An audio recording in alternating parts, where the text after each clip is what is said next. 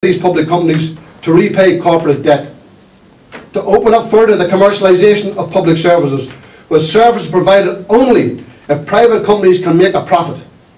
And as international experience shows, these services will be dominated by foreign monopolies. To adopt a stimulus strategy that is centred on promoting private companies over state companies, in other words, to bloat the profits of private corporations. To continue to entice transnational corporations to set up as the primary industrial strategy, to drive workers' wages and pay and conditions down. On the left, we have people calling for a strategy of growth for growth so that we can generate more wealth and thereby pay the debt without cutting services. Talking to our creditors and getting a better deal on the promissory notes. Some sort of left-wing austerity programme, cutting this and not that. Taxing the rich. Some possible reheated Keynesian approach. This, of course, ignores the reality that the EU rules outlaw state intervention that interferes with the market. The return to social Europe, definitely ruled out by the last treaty. Others, such as the leadership of the trade union movement, wish to keep their heads down and hope that with the Labour Party in government they may protect workers' interests. Yet these two approaches bear similarities. They do not challenge the illegitimate nature of the debt imposed upon the people. Repudiation is off the agenda. They do not challenge the anti-democratic role of the European Union, imposing the central trust of economic and social policies and priorities. We can vote for whomever we like, but the policies must remain the same and then within very narrow parameters. So if we wish to move forward, we have to have serious questions to confront, and we have to be honest with our people.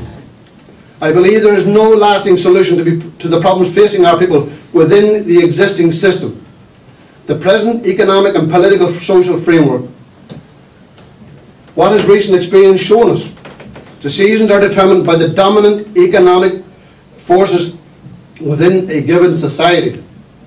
The Irish establishment are committed to maintaining and deepening their relationship and links with the European Union and the United States, with imperialism. It is in their class interest to do so, as it was in 1922. The policies pursued by Fianna Fáil over the last 60 years have been the grave digger of their own demise. That elements of Irish capitalism is historically exhausted. The policies of the European Union are made in the interest of the big monopolies, in the interest of imperialism. And I use this term because it is the best reflects the class character, the nature of the European Union itself. It is an imperialist bloc. I do not believe it can be reformed or transformed into anything other than what it is. Any alternative economic or political strategy must take this fact into account. We do not have European partners, which would imply equality among member states, for we clearly have no such thing. What we need is an alternative political and economic and social strategy, one that is centred on the people's needs and interests, a strategy that will create balanced economic and social development, a strategy that will create balance, a strategy that will undo the uneven development that is inevitable under capitalism, a strategy that is environmentally sustainable, a strategy that is based upon the interests of our people, north and south. In other words, a strategy for socialism.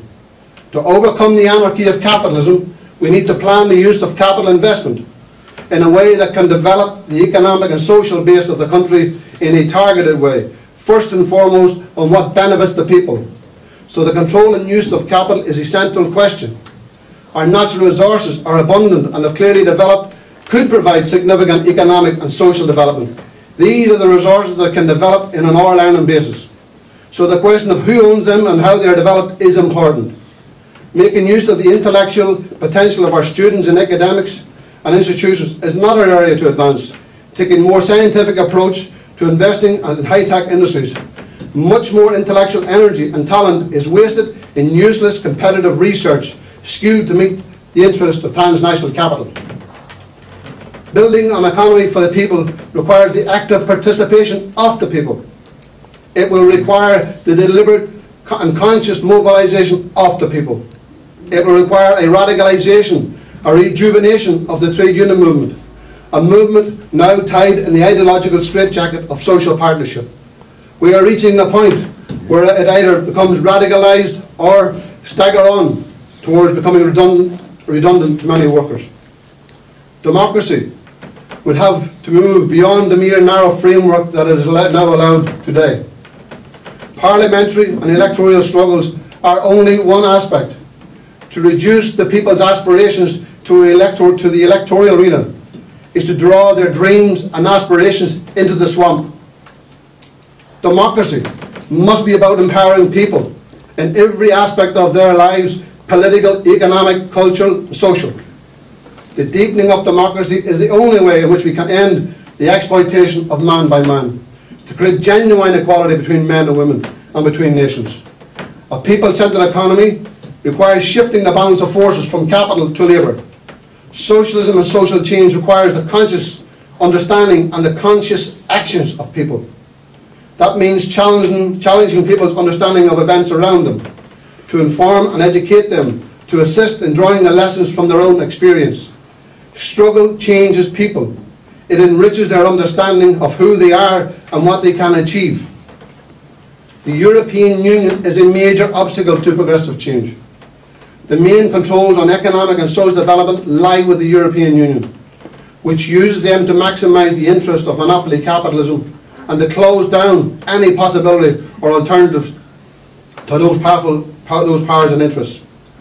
The adoption of the euro has left monetary policy to be determined by the major economic players.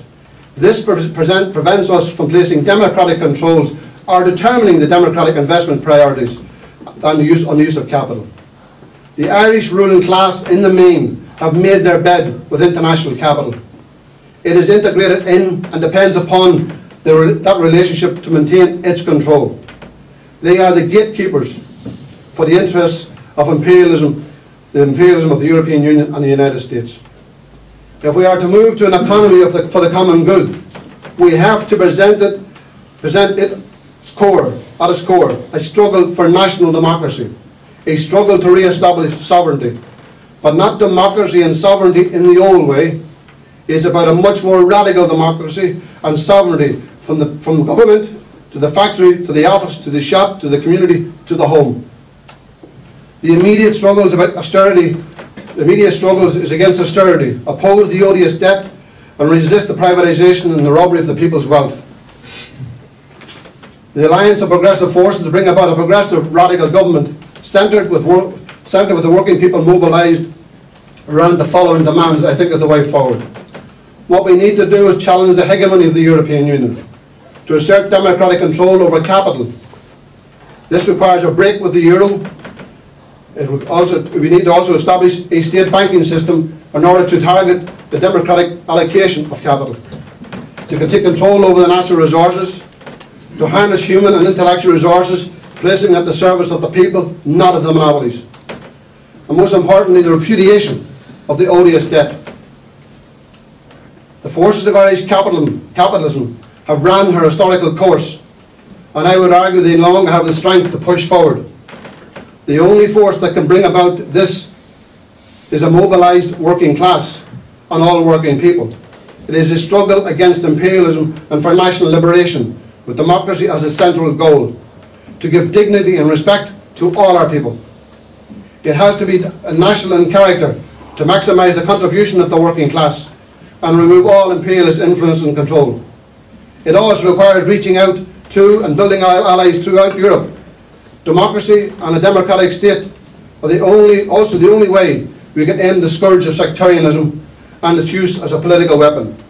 An All-Ireland economic strategy is the only way we can end the triple marginalisation experienced by the people of the North. They have little if any influence in London, little if any influence within the European Union, and little in Dublin. An alternative economic strategy, radical economic and social strategy, has the potential to draw significant sections of the Protestant working class to see that this strategy and approach is in their class interest. Central to all this approach is the building of a class-conscious working people and their mobilisation as a political force. Essential if we are to avoid further bitter betrayal and heroic defeats. As Connolly put it, only the Irish working class remain the incorruptible inheritors of the fight for Irish freedom. the liberation of the working class will finally see the liberation of Ireland. Thank you.